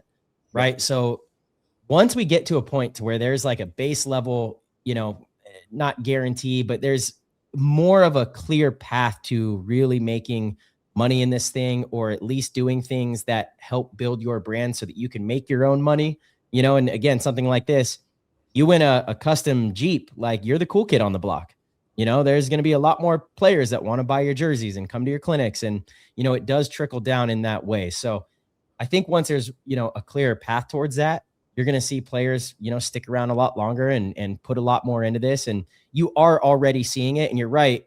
The NXL, you guys, HK, everyone's moving in a really good direction right now, I think, pushing this thing forward. And everyone's kind of just going for it, swinging for all the options, which is really good to see, because I think there's, I think we do have the attention of a lot of the outside world, and they're kind of seeing this thing going, whoa, this is pretty neat. This looks pretty cool, and it's bigger than I thought.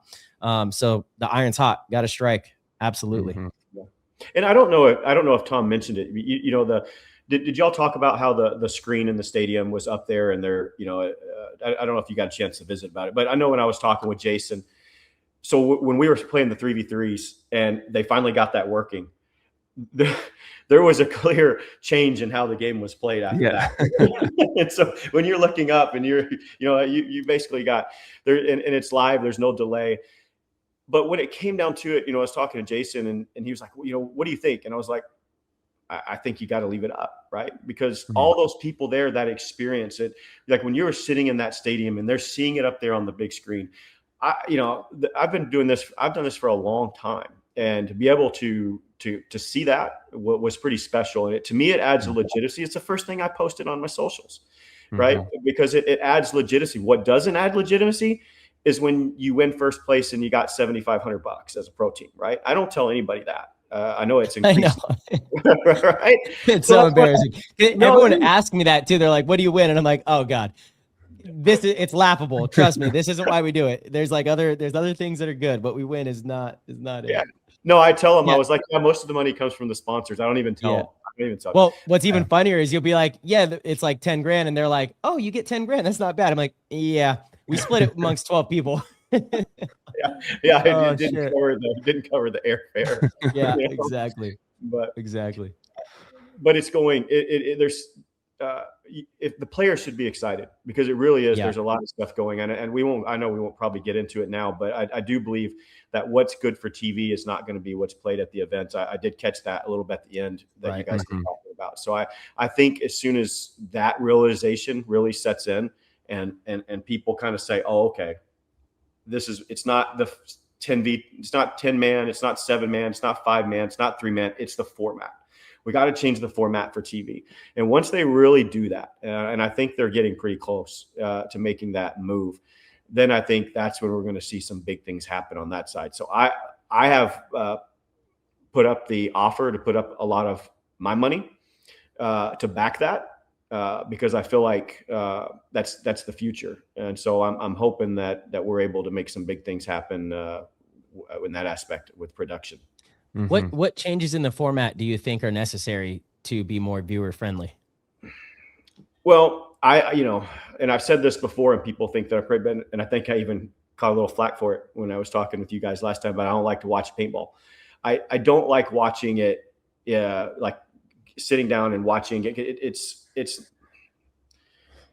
there's so much in the middle of the game that just is dead time, right? It's like the breakout's exciting. The end of the game is exciting. But in the middle, it's like when people are holding lanes and you're sitting there and you got that 2 to 3 to 4 minute span where not a whole lot is going on. We just live in a world where people are 30 seconds at a time. So I think we have to have a format in there where there's a lot of things going on. And I know there's a bunch of different theories and concepts out there, but I love the idea about having something out in the middle of the field where at any random point, it goes off and the first person to get there is able to hit there and it releases somebody out of the penalty box. And it's definitely not the game that we play now. And it might not even be a game that people really love to play like they love to play the current one, but it needs to be something that the commentators can be involved in. I see the screens like with being able for the commentators to be able to go in, see the live view from what the players are seeing, and being able to hear the comms, being able to see all that. So because it needs to be a full production, something that's going on that you just don't have that 2, 3, 4 minute dead span. Because as soon as you're done with that, then you get the exciting part on the end, and then the next one breaks out, and then you're back to that, and it's just by the time you get to a couple hours in, I'm done. Yeah, I just, I'm going to push back on that a little bit and let me know what you think of this thought. A couple things there. We live in a 30-second, kind of world. In some senses, yes. In many ways, we don't. The number one watched show in the world is the Joe Rogan podcast. It's a long form podcast. People sit down and listen to 2-3 hours at a time of people talking. If you're on social media, yes, you don't have people's attention for long. If you're on YouTube, you don't have people's attention for long. The NFL is one of the largest sports in the world. It's a 3-hour production for a, hour-long game. It's very slow, a lot of breaks, a lot of, not gameplay. So I make the argument that I don't necessarily think it's all about the format. Could it help? Sure. Could we have a format very similar to what we have and it also be successful? I genuinely believe it can. And I think it comes down to the production value and what we do with that dead time you're talking about and those points that might get boring. Can we make it better with animation and with, better commentary with statistics and things that pop up and you're like, oh, Tyler's been in a situation like this 12 times this event and he's succeeded 70%. Like these are storylines that happen in other sports in real time that captivate you. And I don't think the listener even understands that that's what's captivating them, not the game itself. It's the production and all of the information you're being fed, So I don't know. Is that a decent argument? I think it's very valid. I think the difference for paintball, and I think that's the reason they keep changing from 10-man, 7-man, 5-man. And they keep just going down until now we're at 3v3, and then it's like 1v1. And it's like all the other sports, there's one person and one ball, right? So baseball, pitcher has the ball in his hand, camera's able to focus in. They have a storyline. They can talk about that pitcher. They can bring up the stats on the TV and talk about it, right? So baseball and football and all those things are long, but they have so much individualism in there, right? So the quarterback gets the ball. You don't have a camera sitting at the 50-yard line at the top of the stadium, looking over the whole field, watching all 22 people play at one time, and then you just try to figure out what in the world's going on. You have the receiver, you have the running back, you have the quarterback. You're not generally even watching the lineman, and that's the thing about the sports. Like you're not watching all the outfielders 99% of the time until the ball gets hit to them. And then, and then it's more of a 30-second, they caught it and throw it back in. And now you're zooming in on the pitcher, the catcher, or whoever, is your star. I think the problem that you have with paintball is that it's very difficult because, for one, everybody has the ball. Everybody's shooting. You don't know where they're shooting at or who they're shooting at. Yeah. It's very difficult to compare. That right there is the problem. I agree with you. And we've obviously heard this argument for a long time about why paintball is hard to watch, because there's not one focal point, makes it very difficult. It's like hockey for a long time. It was hard to watch because of the puck. It was really hard to watch find the puck, right? But through technology, they've done a much better job of being able to highlight the puck and show what's going on. That's where I think our sport could use a lot of help, is with the technology to showcase, where the lanes are, which zones players are looking at, and you do get into tight angles where it's focused on one player or a battle down a Dorito tape. And, you mentioned how we've kind of gone from 10 to 7 to 5 to 3. I don't think a lot of people enjoyed watching the 3-man. At least that's the feedback from the community. Now, who knows, maybe a random viewer might like that more. I'm not totally sure. And that would be good information for us to have if that really is more exciting, like with what they did on the ESPN show. But I will almost die on this hill that I think what we have, and I only say this because obviously I'm a paintball fanatic. I love the game. So I get that I have a bias towards it, but I genuinely enjoy watching paintball. I genuinely enjoy it. Not all games. Just like I don't enjoy watching all basketball games, just like I don't enjoy watching all football games. It's the same sport being played, but why don't I care when team A and team B are playing, but I really care when team A and team C are playing? Like that to me tells me that it's more about the stories of the players, the people that I follow. If I have them on a fantasy roster, like that stuff means more to me, and I think a lot of people feel the same. And it's same with paintball. There's some games that I love watching, some games that are incredibly boring and I don't love watching, and I will only watch if I have to learn something. Otherwise, it's not enjoyable. So with that understanding, it tells me that I really think we have a great game that obviously we could always make improvements, but to completely change, or think that we have to completely change it to kind of gamify what we do, with all this flashy stuff and really fast pace, and really take away from what I think is like the unique specialness of our sport in the strategy, and especially in 5-on-5 and these massive moves and how much of a cerebral game it is, when instead I think we could lean into that and showcase that and people would fall in love with it. I'm really hesitant and cautious against doing so. Yeah. Well, the only thing I'll add to it is like with hockey, right? You mentioned that as far as the technology came in. Yeah. But it still goes down to one puck, and the technology has helped, but it's still one puck. And so, I would love if the game didn't, because it's the game that I love. And I know that you guys love, and most everybody that's on here. I hope that that's the case. I think, in my opinion, I think we're going to run it, which is why I don't think we stop. And my pitch to the league is we don't stop what everybody loves to do. Like, you do both. But you do both, right? You have a completely separate thing, because we have one shot, right? So think of it like this. You have the producers and the people at ESPN and the decision makers. And we put this product together and we put it in front of them and say, this is the best that we've got. We love it. And it flops, right? They don't get the viewership. They don't give it. We don't really get another chance again until that person either retires, gets fired, moves on to a different sports network, and you have another decision maker come in that we can now come in and say, hey, paintball, check it out, right? So we have an opportunity here. I'm just concerned that the product that we're putting in front of them is not quite ready yet. That's fair. It's definitely fair. Yeah. And so I really wish that we would slow the roll just a little and get it right, and just get the product ready to put in front of, these people. Because if it doesn't work, and I hope that it does, and I've spoken my piece on it, to the people making the calls, but if it doesn't work, it will be years before we get an opportunity to do it again. Sure. Yep, you're absolutely right. And we have to be super thoughtful and mindful of all the details going into putting out that product in front of the eyes. And I think you're absolutely right when you say we can have all of it too. And we can have the standard formats. We can play the leagues. We even talked to Tom about this, is we can do it all. We can do it all. We can have a format that is maybe a little bit more high intensity, a little bit faster pace, a little bit more focalized, and tailor it for that kind of an eye, for when we're trying to capture it for the viewers on the screens, which is ultimately what we're trying to accomplish, right? We want to be on all the screens. We want people captivated.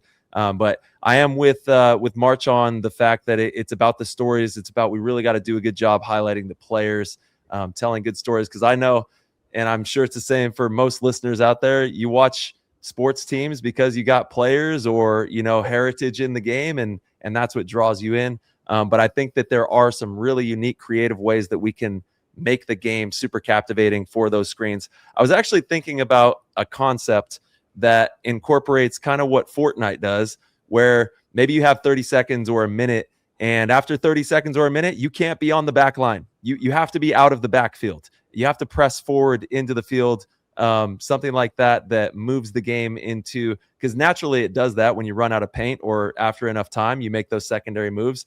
But, Sunday morning, we were watching paintball, and Saturday and Friday were completely different gameplay. And I was like, holy shit, this is fast paced. The players are making moves. They want to score points. You could really see the difference in the gameplay on Friday and Saturday. And then Sunday, I was like, oh my God, we're back to square one. We're, it all slowed back down again. And here's the reason why. Like and I'm not taking credit for this, but I will say I pushed for getting the tiebreaker. The point differential was insane, right? Yeah. Like, you're incentivizing someone not to go out and try to get a point, because if they lose the point, then they get docked by it. And I was like, but we're complaining that we're not, trying to finish out games. So you get a game, you get those matches to where somebody's up by 2 or 3 and there's a minute and a half left. They know they're going to win. The team that loses knows they're going to lose. They don't want to try to push the field, lose a point, and then it costs them in the point differential. And the team that's winning is just happy winning, right? And so if you take the point differential away and you incentivize, so now there is there's nothing that's going to cost you if you go and you lose a point. Totally. And if the tiebreaker is going to be the most points scored in the groups that are tied, so that was something that I pushed personally very, very hard for, and the league and Jason, they put together the plan and kind of presented it to everybody. And so I thought they did a heck of a job being able to do that. But here's the problem: on Sunday, it's no longer a benefit, right? Now you're just trying to win the games, and so I think what you see is that tiebreaker mentality of, okay, I need to go out and get the points. You're going to win or lose on Sunday, and so the points no longer matter. So I think that slows it up too. And then on top of that, I think the pros are just really good at slowing down the field. Yeah. Our first game Sunday morning, 8 a.m. against Uprising, that whole set was just brutally slow. It really was, and it's like, I mean, if it's not there, you're not going to take it. You're not going to try to force it just because to make it more entertaining. You're doing whatever you can to win the game. Yeah. So yeah, pros will always play in a way that they feel gives them the best chance to win the game. That's just how teams are going to game the system. You'd be silly not to, obviously. So, some rules to incentivize that. Yeah, it happens in everything. Even the UFC fight with Max Holloway, that most recent fight that he had. Yeah. People were up in arms about that. The BMF fight. It's the baddest motherfucker in the UFC, and it was on the ground the whole entire thing. And he was just. But the players are going to do what they got to do to win, and that's exactly what he did. He wrapped him up the whole entire fight and slowed it down and beat him up. That's what he had to do. Well, and we practice that way, right? When that rule got out and announced, we strategically practiced, we put ourselves in situations. We were up by 3, we were down by 2, in the last minute and a half, to be able to put scenarios together where we try and go get that extra point. And it really changed the way that we played on Friday and Saturday. On Sunday, it doesn't make it, doesn't make a difference. Yeah. So what is the training looking like for you guys heading into Dover? I know you obviously have the facility. Some of the players are there throughout the week. What's that looking like for you guys? It's a short turnaround. I think everybody is kind of like, man, you're exhausted, and then all of a sudden you're planning, for so it's just to get the guys together and try to get better. We're going to try to utilize every moment that we can, and then the guys at home, they're out grinding, trying to get better. And nothing special. It's just a matter of trying to get together as much as we can and shoot paint and try to dissect what went wrong. We had some stuff exposed We saw some things we did. You know, one of the things the Hurricanes were always good at, I felt like, was dissecting the field, understanding, the situations. What they were bad about is being able to take advantage. They were very reaction, like you punch first, we react. They were never really the tip of the spear. And, that was my main focus of really bringing that we're going to bring it to you. We're going to dictate the game. And one of the number one reasons why, we brought in Fedorov, because he just, that's just who he is. And so we see some of that DNA kind of coming out right now. And so I'm hoping that, because I saw some moments that last year we would not have turned those points around and ended up winning that match. I saw the guys grow so much in some of those moments. So the idea is just to keep building on that between now and Dover and go give it hell, see what we can do. Absolutely. Yeah, that's that's the Russian way. You saw the final match. They brought the game to the 50s every single point, And that's where it's played at. You got to be able to capitalize once you get up there. And huge shout out to Aura. We had him on the show, and he actually had a standout event, and it was crazy to watch him play that. I don't know. I mean, I love that kind of paintball. So That's right. And so it's some teams are, it's just a different mentality. But like, if I could just say, hey, this is what I want to do every time, I want to go and just push shit in and that's right. Let chips fall where they fall. Well, that's what you were talking about as well, as a fast-paced game that's exciting for people to watch. People want to see the car crash. They want to see the players right on the other side of the bunker, and then boom, the other ones are following up, and it's exciting to watch that kind of paintball. I'm going to tell you, when I say I don't like to watch people, I really do. What I mean is I don't really like to just sit there and just watch and But I'm going to tell you that finals, the league really, for one, Jason I think he did a hell of a job putting the field together. Yeah.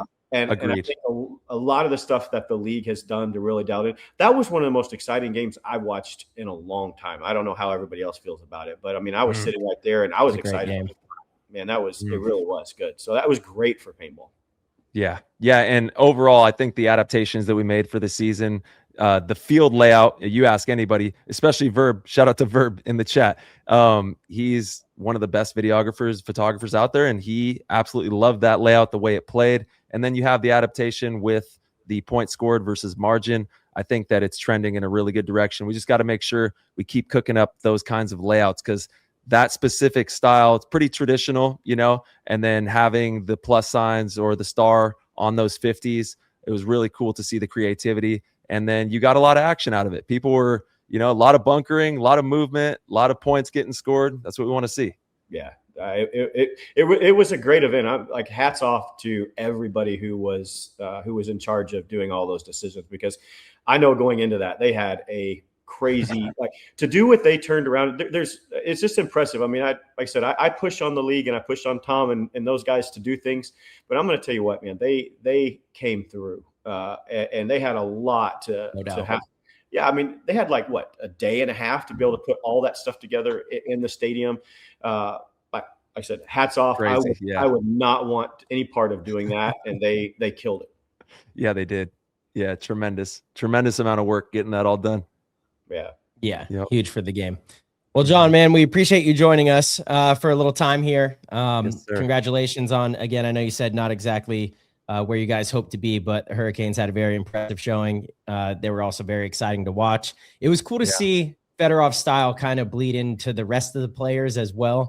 I had a feeling that would happen, but it was awesome to actually see. So that obviously means that the team is fully bought into really everything you guys are doing, and the way that you guys are able to practice and the process that you guys have is definitely showcasing itself out there. So I know we're excited to see what you guys do the rest of the year. We are in your bracket, so I am totally fine if you guys stumble a bit at the next one. That'll be all right. But again, thank you for everything you're doing as well with Contract Killer. It's really exciting, and as soon as we have some more big news, hopefully you'll come back on and share. Yeah, we're getting a little bit at a time, right? So there's quite a bit of time between now and Cup, so we'll give you a little bit at a time just to nice. just to keep everybody following. I love that. And anytime you want to just call in, we could have you on for a quick phone call, hang out for a second, drop some news. You always have a seat here, man. All right. Yeah. I appreciate it. Yeah.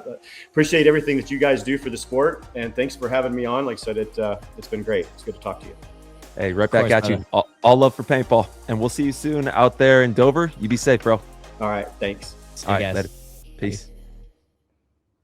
All right, everybody. Thank you guys so much for tuning in and listening to the show. We appreciate your support more than you know. As you guys heard about midway through the episode, if you guys would like to support PTG in any way, you could head over to ptgpaintball.com.